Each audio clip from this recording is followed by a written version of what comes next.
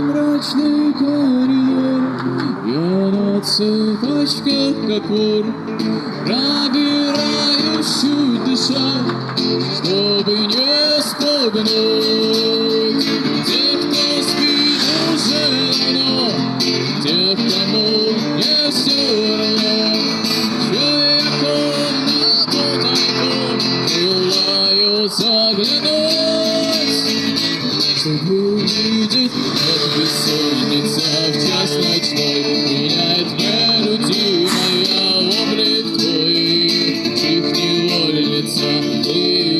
Зачем тебе охотиться на людей?